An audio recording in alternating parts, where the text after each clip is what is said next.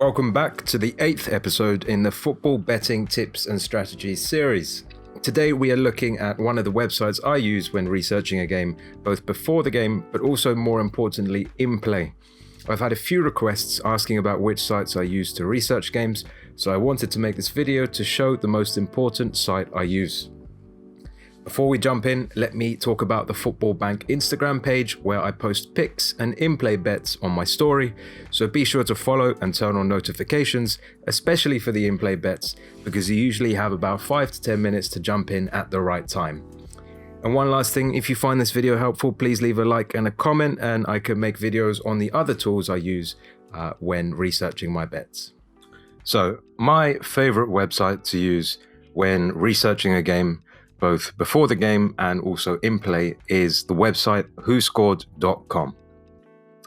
The first thing I want to talk about is that Whoscored has well-presented league tables for almost every league in the world and easily allows you to switch between different years.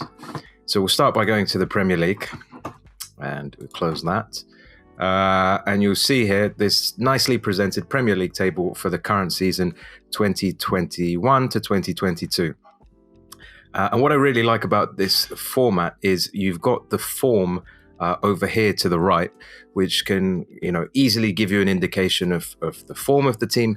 But also, as I've discussed in other videos, a key component is to understand not just whether a team has been getting wins, but whether the wins or draws or losses, to understand the strength of the opposition faced. So, for example, we'll go to West Ham here. We'll see the last matches are working from the right to the left. They've had 3 wins, but if we hover over the win, we can actually see here. So an away win to Aston Villa, who are ranked, I would say, low for this current season. A home win against Tottenham, who are medium, and an away win against Everton, who are also medium. So, you as we've talked about in other videos, I'd say actually that's quite a good indicator for West Ham, with 2 away wins and 1 home win, but against fairly decent opposition. So that's one thing about Whoscored that I think is really great. You've got these league tables with the form laid out very easily for you to compare against the strength of the opposition faced.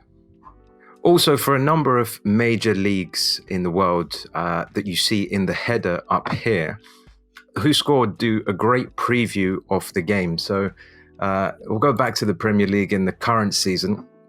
And if you see, so for this weekend coming up, the weekend of Friday, November the 5th to Sunday, November the 7th, you'll see there's this preview button against each of the games. And if let's go into Manchester United versus Man City. That looks like the big tasty fixture this weekend. And you'll see that Whoscored have a predicted lineup, which can be helpful. I find typically it's quite accurate, but obviously no one can completely predict a lineup before it's announced. Gives you some statistical comparison between the teams, goals scored, assists, average height, which could be interesting for, who may dominate set pieces, and other key statistics. What I find useful is the missing players. So we'll see for this game here, Paul Pogba is out with that red card that he picked up in the Liverpool game, and Aymeric Laporte, Ferran Torres is out injured. So kind of just useful information up front without you having to search for it on kind of key players who might be out. If we were, let's say this was a lesser known league and we didn't know much about the teams, what we could actually do is, let's say we wanted to understand, we knew nothing about Man City, but we wanted to understand, is Ferran Torres a key player? How much will they be missing him? Well, first you've got the Whoscored rating, which is some sort of algorithm that the Whoscored team have put together to say how good the player is. But I mean, purely from a statistic point of view, we could go to the Manchester City page, scroll down to the squad. I like to filter by goals, and we can see here Ferran Torres for the team has got, so far in the Premier League, 2 goals and 1 assist. So perhaps not the most important player, but definitely a somewhat important player. Now that's more important for kind of lesser known teams who may not have the squad depth of Manchester City, but you can see there they get their goals from almost all over the squad. So them missing Ferran Torres may not be such a big deal. But let's go back to this predictor and what else I like here is that they've got team news. So they add some narrative about who's going to be missing, who may start, and they also add some narrative about the kind of situation and the importance of the game. So this one, Ole Gunnar Solskjaer was reportedly given 3 matches to save his job at Manchester United after the 5-0 defeat to Liverpool, and he has beaten Tottenham and got a fortunate draw with Atalanta. So, it gives you some of the backstory, how important the game might be for each of the respective teams, which, can be, these are kind of factors which you're not going to find in the statistics purely themselves. And they do this for any of the leagues mentioned above in that header. So quite good coverage you'll see there. And the last thing, which, you shouldn't put too much emphasis on, but they have the prediction. So they are predicting Man City to win away at Old Trafford 3-1. Now, you can use it as, I found sometimes it's quite good, but it shouldn't override your own analysis. But this preview is a very kind of good feature to get a feel for a game if you're going to place a bet kind of before the game or even in play. Now, those who have followed me for a while will know that I much prefer to place in-play bets than pre-match bets. 1, because you get better odds, but 2, you get much more information about how teams are playing and the eventual result of the game by how the game is unfolding.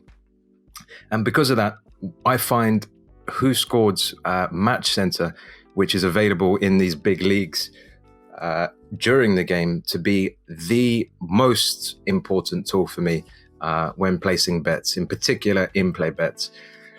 Those of you who have been following my story on Instagram would have seen a couple of weeks ago I placed an in-play bet for QPR to win. I think it was around the 60 or 65th minute for QPR to beat Blackburn, and QPR eventually did get the result, winning 1-0. We cashed out and took a nice return. I think it was at odds of 3 or 3.1, something like that. And so how did I know how to back QPR? Well, apart from the analysis I'd done before the game, which also indicated to me that they should win the game, I used the Match Center tool here. So as the game is going on, what you have is this much more detailed kind of indicators and stats of how the game is unfolding. I think on most betting websites, the extent of the information they give you is quite limited. So they'll probably give you shots on target, yellow cards, red cards, and corners. And that's it. And that can be useful, especially if there's limited information, you have to make do with what you have. But if you're betting in some of these major leagues, then you should definitely be making use of this Match Center.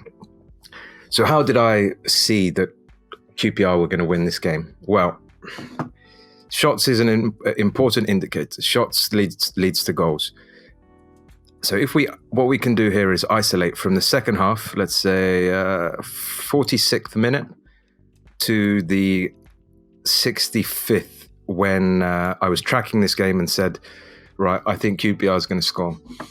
So we'll see in that 15-minute period from the start of the second half, QPR had 4 shots to Blackburn's 2. So they were obviously on top of the game, dominating the game. They had most of the possession, pass success. They were putting together passes well. It was indicating that QPR would go on and win, would go on and score and eventually win the game. Even better, so shots, I mean, you could have just tracked that on a betting website or any other website. But what we have here is the chalkboard. So we actually can see from where on the pitch the shots are being taken. So we do the same thing again. Let's isolate from that kind of 15-minute period or 20 minute period I want to make sure. Yeah, so again, we had those 4 shots for QPR to 2 for Blackburn. If we look at Blackburn's 2 shots here, they are from well outside the box. So they haven't really been, didn't really trouble the QPR goal. And I'm sure many of you are familiar now with this concept of XG, expected goals, depending on where from the pitch the shot is taken, how likely it is to result in a goal. These are kind of 2 low XG efforts.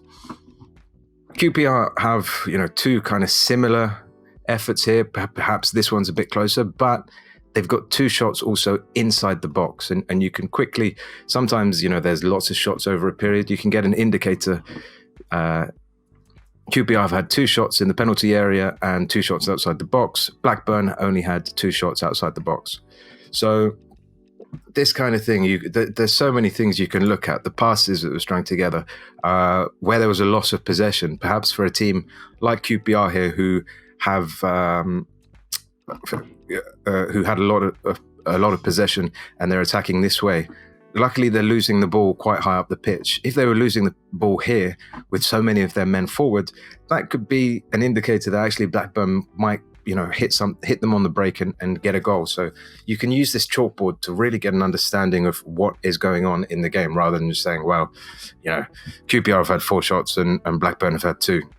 Here you're saying QPR are losing the ball, when they do lose the ball, quite high up the pitch, so they're probably likely to be able to get men behind the ball and actually win back the ball quite quickly.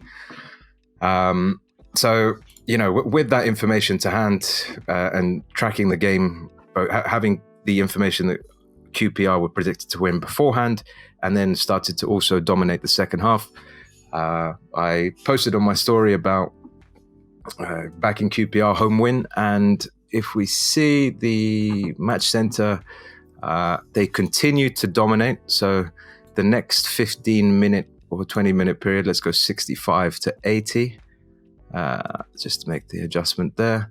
6 shots for QPR and 0 shots for Blackburn. So what you'll see sometimes, I'll place a bet and an in-play bet and say to cash out because the momentum's changed. You've got to kind of break the game up into segments. When you watch a football game, you sometimes see the momentum swing from one team to another. But in this case, it was a kind of a reinforcing indicator that the QPR bet was correct. I mean, Blackburn were offering nothing from the 65th minute to the 80th, and QPR actually were turning up the pressure.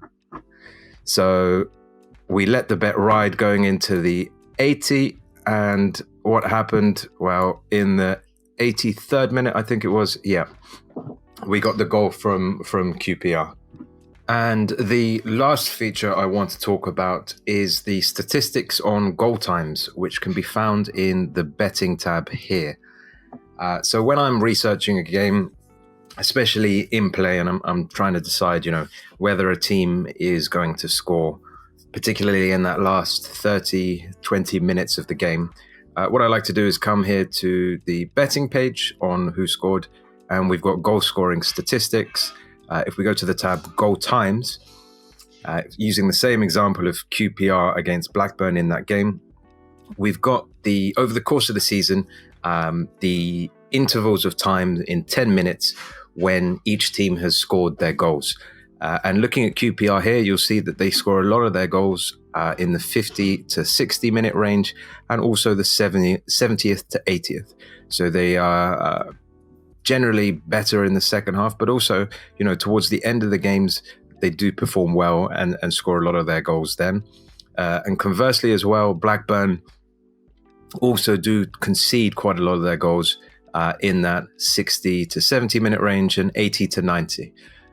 If we look on the flip side as well, so here we've got on the left, the home team scored goals versus conceded on the right. If we flip it to conceded on the left versus scored on the right, QPR aren't particularly great either in the post 70 minute range, with 4 goals here and 4 goals conceded very late on, which is probably why I made the decision to cash out and not let it run after QPR scored in the 83rd minute. But what you'll see there actually is Blackburn have only scored 3 goals over the course of the season so far in the last 20 minutes plus of the game, with one in each kind of 10-minute interval. So it was a fairly safe prediction to make that, QPR would go on to score, taking into account pre-match indicators, in-play indicators in terms of their shots, but also, their goal times when QPR actually record goal times. And sometimes, this could be an indicator of their general play style, whether they like to go for games. If the score remains a draw, will the team sit back, or do the team like to go for a game? And kind of indirectly maybe an indicator of the levels of fitness within the team, because what you'll see is towards the end of the game, players get tired, make mistakes, and it leads to goals. So there's kind of lots of hidden information in this data that you can also use in your analysis. So that is Whoscored.com, one of my favorite sites that I use when researching games. And I could spend much longer going over every single aspect of the website, but that's what I use the website mainly for when I'm doing my research. And I think a nice short summary there. And I'd recommend to kind of all football bettors to be using this website as part of your analysis. If there's any other websites that you'd like to share with the group, please comment below, and I can look into it as well and perhaps do a video on it. But if you did find this video useful and would like to know more about the tools I use and how I use them, then please like and let me know in the comments below. So thank you everyone for all the support. I think we are very close now to 1,000 subscribers. It may be so as I post this video, so it's much appreciated. If you haven't subscribed, please do, to get the football betting content as soon as it releases. And just a reminder, the Instagram page is always active with great in-play bets and pre-match bets. So please go ahead and follow over there. Until next time, goodbye.